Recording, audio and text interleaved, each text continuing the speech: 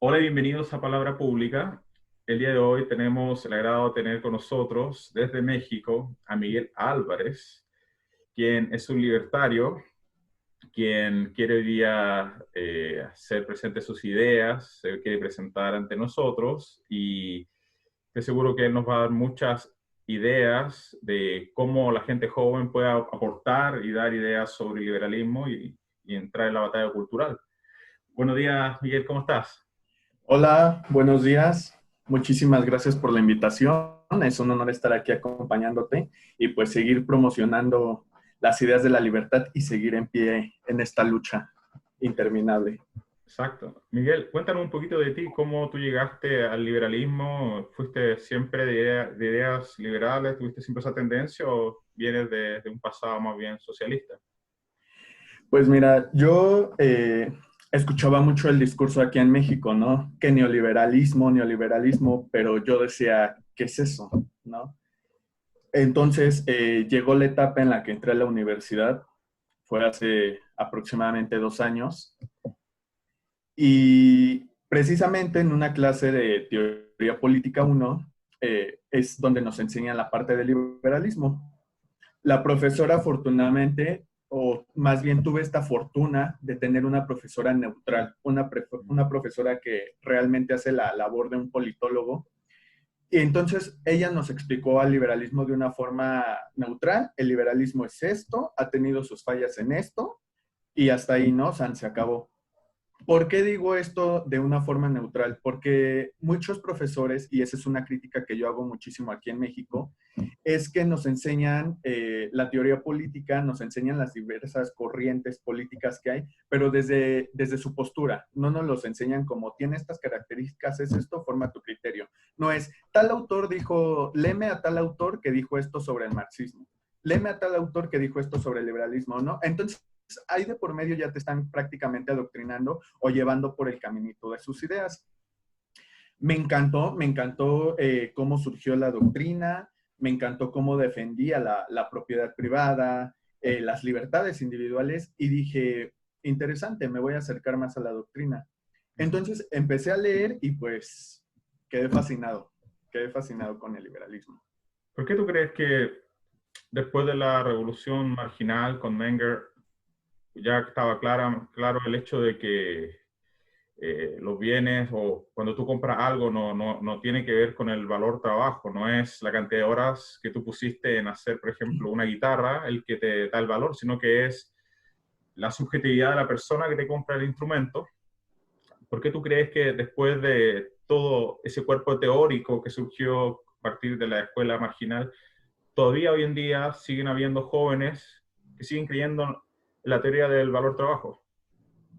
Ok, como lo repetía, en la universidad pública o en la escuela pública, que es prácticamente donde yo me he desarrollado, al menos estoy hablando aquí en mi contexto, lo que es México, a los jóvenes desde, ¿qué te estoy diciendo? Primaria, nos empiezan siempre, siempre a meter la idea de que el empresario es malo, ¿no? El empresario explota, el empresario es abusivo, el empresario no paga.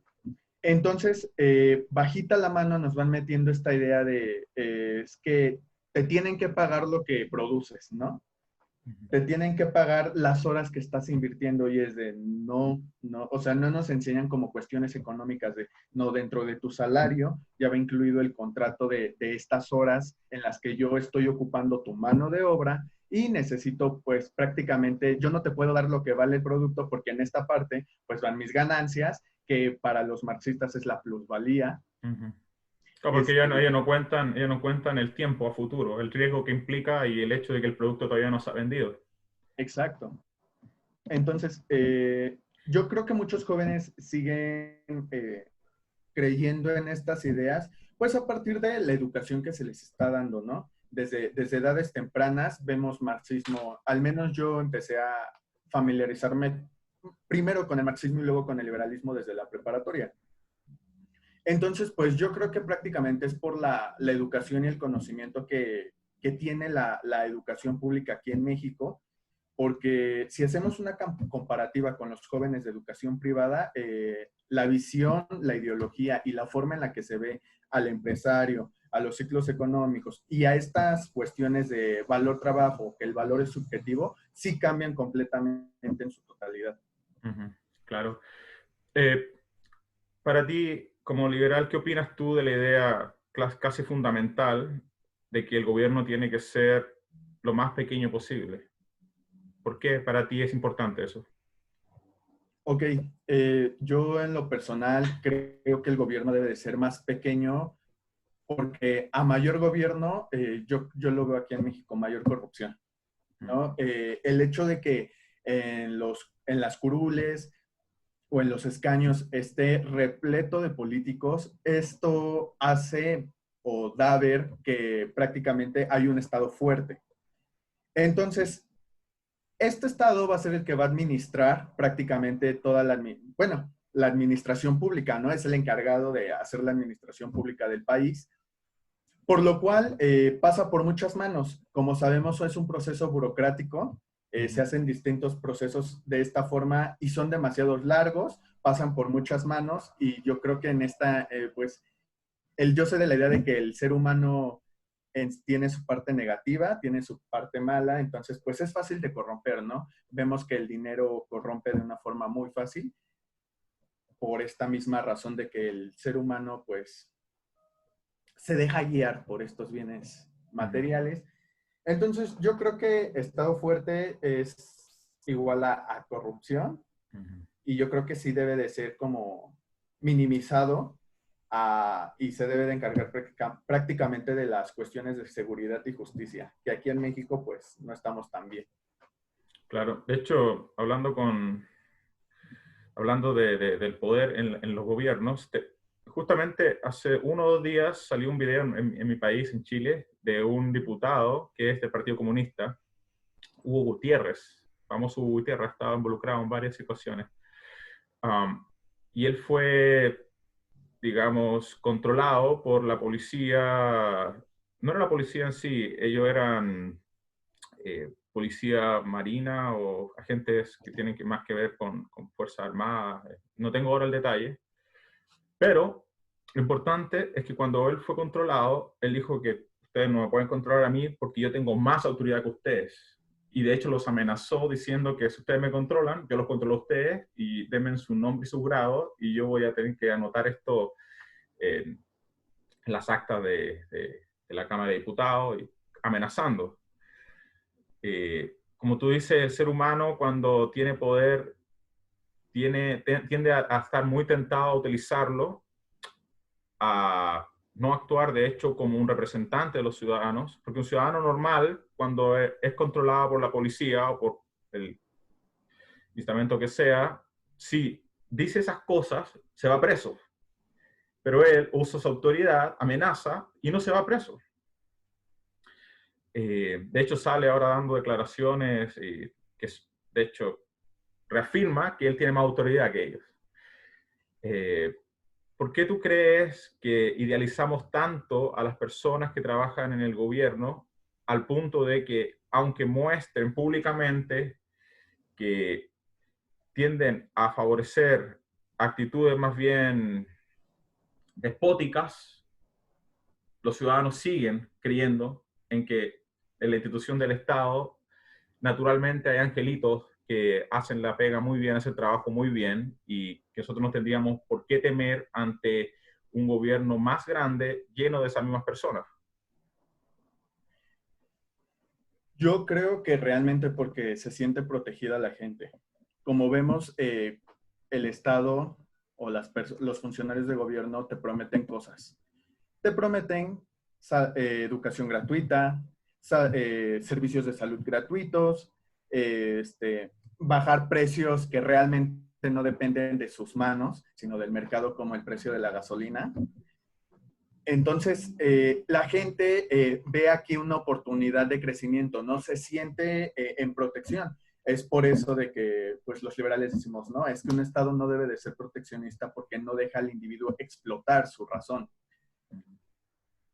Creo que es esta la razón. Se sienten protegidos, se sienten como cuidados y de decir, pues es que realmente él va a sacar los problemas que azotan a mi comunidad, que azotan a mi vida personal, pero no se dan cuenta que prácticamente, pues, se ha demostrado, ¿no? El funcionario público termina al otorgarle este poder. Hay quienes han cumplido sus labores, sería pésimo generalizar, hay funcionarios públicos en México muy buenos, pero hay otros que realmente solo se preocupan por sus bolsillos, ¿no? Entonces yo creo aquí que sí es una cuestión de proteccionismo la que sienten los ciudadanos por parte del Estado. Ujú. ¿Cómo ha sido el gobierno, un poco entrando en política, en tu opinión, cómo ha sido el gobierno actual, cómo ha actuado en relación a la pandemia que está ocurriendo? Me gustaría entrar un poco en la contingencia, cómo lo has cómo ha ido actuando tu gobierno para resolver la crisis sanitaria. ¿Lo ha hecho bien? ¿Podría haberlo hecho lo mejor? ¿Cómo lo hubiera hecho otro tipo de gobierno? Mira, aquí hay dos cuestiones. Eh, el gobierno ha implementado medidas que, si bien son necesarias, también yo creo que aquí es parte de la población y parte del gobierno. Porque en México hay una cultura en gran parte de las personas a hacer caso omiso, ¿no? En un principio que empezó la pandemia, se especulaba que era falso, se especulaba que esto era un invento, que no existía, ¿no? Entonces, la negativa de gente a usar medidas de protección como el cubrebocas, que es pues lo esencial, gel antibacterial, al negarse, pues obviamente están contribuyendo a que sean posibles casos portadores o a que contagien a los demás. Sumando a esto, el gobierno yo creo que ha tenido una administración medianamente, pues, entre positiva y negativa.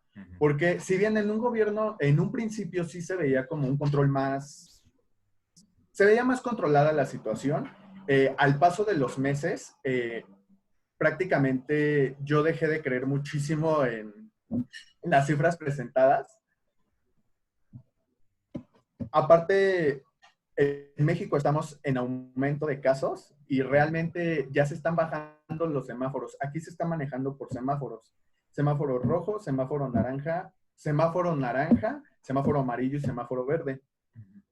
Pues los casos van en aumento y ya se están llevando a cabo, ya estamos aquí en la Ciudad de México, yo estoy en la capital del país, ya se está llevando a semáforo naranja. Si bien es importante reactivar el comercio y la economía del país, aquí en México gran parte de los ciudadanos pues dependen del comercio informal.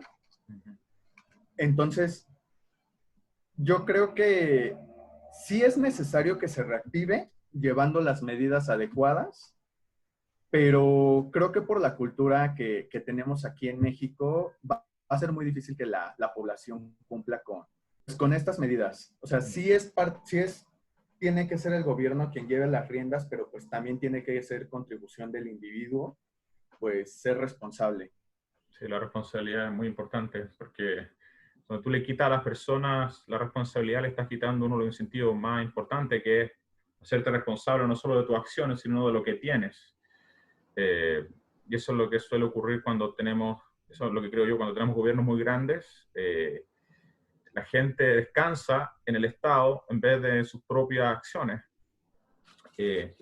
Bueno, ¿y cómo es para ti como libertario estar en México? ¿Es fácil? ¿Es complicado? ¿Eres muy atacado? De hecho, ¿cómo comenzaste? Porque yo vi en tu biografía, digamos, que eres un coordinador de Estudiantes por la Libertad. ¿Cómo llegaste ahí y cómo te has sentido como libertario en tu país? Ok, pues yo llegué a Estudiantes por la Libertad gracias a la invitación de un compañero de la carrera. Él, al ver mi entusiasmo por la ideología, me dijo, mira, esta organización se encarga de promocionar y difundir las ideas de la libertad. Es para y por jóvenes. Me llevó a varios eventos, hacen demasiados eventos aquí en México donde pues promocionan y difunden las ideas de la libertad. Me llamó muchísimo la atención. Yo llevo un año conociendo la organización. Apenas hace unos meses ya me hice coordinador local. Como libertario, sí ha sido un poco complicado aquí en México. Yo tengo esta perspectiva de las universidades públicas. Para mí, la verdad, son como cunas de marxistas, porque realmente, al menos en mi experiencia, me ha tocado que prácticamente de las materias que he llevado, siempre, siempre, al menos en una, hemos visto autores marxistas. Hemos visto libros marxistas y déjame decirte que en estos 2 años que llevo en la carrera, solo un trimestre y en una materia vimos prácticamente lo que fue el liberalismo. Y si tocamos temas de liberalismo, lo tocamos bajo la visión de autores marxistas. Entonces, es complicado porque cuando tú empiezas a cuestionar los planteamientos que tienen estos autores, cuando tú empiezas a decir sí, pero no estoy de acuerdo, ¿por qué? Me parece que el individuo tiene que defender su propiedad. Hay compañeros, me ha tocado que no les hablo, ya les caigo mal por este hecho. Sí, no digo que he sido atacado, pero prácticamente yo creo que sí he sido un poco como limitado o hecho a un lado por tener esta ideología, ¿no? Y creo que es un sentir de varios liberales. No es hacerse la víctima porque no es el caso, pero creo que no abren apertura a que se debatan distintas ideas, sino quieren seguir como por la misma línea y no quieren cuestionar los postulados que tienen los autores, los toman pues como hechos, como verdades absolutas cuando pues sabemos que no es así. Para ti, ¿cuál sería, a modo de consejo, para alguien que está recién conociendo el liberalismo, el primer autor que debiesen leer? Quizás no tan complicado, quizás no tan economicista, o no tan teórico, o no sé, o puede ser. ¿Cuál sería para ti el primer autor que tú recomendarías a alguien que está interesado en estos temas? Ok, yo empecé, el primer autor liberal que leí y por el cual pues agarré este amor a la doctrina y se me hizo muy fácil, es John Locke en su texto Carta sobre la Tolerancia.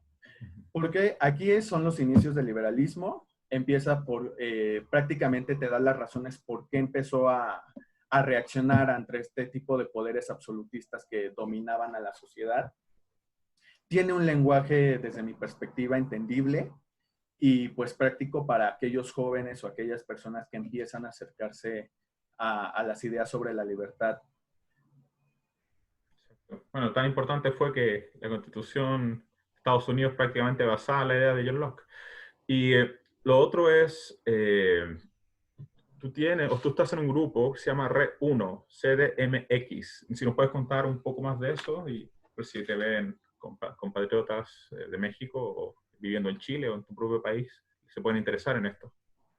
Ok, Re1 es la, bueno, es la abreviación del término Reuniendo Ideas.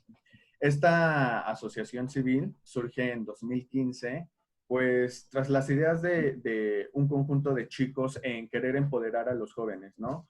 Cultural, educacional, en cuanto a emprendimiento, todos estos ámbitos que pues a los jóvenes nos llegan, ¿no? Y pues estamos a tiempo de poder fortalecer. Entonces, entré a la universidad y me ofrecieron, ¿no? Me dijeron, ¿sabes qué? Pues vamos a hacer el relevo generacional. Yo tenía entusiasmo por ser activista. Y dije, bueno, está bien. Nosotros nos dedicamos a hacer diferentes eventos culturales donde hemos hablado sobre diversos temas. O sea, lo que tenemos en el comité que somos multidisciplinarios. Entre nosotros hay pues personas que se dedican a las ciencias de la salud, a las ciencias pues como la economía, las ciencias exactas. Entonces hemos ofrecido talleres, por ejemplo, capacitaciones sobre primeros auxilios. Ahorita estamos entusiasmados porque vamos a lanzar un programa de debate donde pues igual pensamos entrevistar a jóvenes que no se les da la voz. Aquí en el medio de activismo juvenil se ha dado mucho la problemática de que siempre vemos los mismos rostros, ¿no? Entonces no se les da la voz a grandes talentos, a grandes jóvenes que pudieran aportar también al rubro. Entonces yo le dije a mi amigo, pues vamos a lanzar, ¿no? Vamos a darle voz a estos chicos que no han sido escuchados. Entonces estamos aún afinando detalles, pero pues también se han hecho como simuladores electorales para que más o menos se entienda cómo se maneja la democracia, ideas que acerquen a los jóvenes a tener un interés sobre la política y sobre pues varios aspectos que hoy por hoy muchos jóvenes pues yo creo que están olvidando. Exacto. Miguel, te agradezco un montón el que hayas estado hoy día con nosotros y esperamos tenerte aquí en una segunda oportunidad y para saber no solo acerca de tu idea, sino saber qué está pasando en México y sobre todo para que la gente vea que los jóvenes y el liberalismo no son, no son, están siendo muy invisibilizados, como tú también lo dices, y la idea de estos programas es mostrar que la idea liberal y los jóvenes no somos pocos, sino que somos hartos.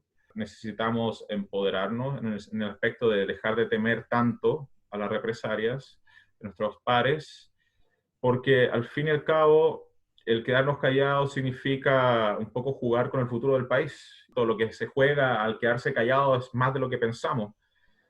Así que muchas gracias por compartir y esperamos tenerte aquí en otra oportunidad. Muchísimas gracias por la invitación y es un gusto.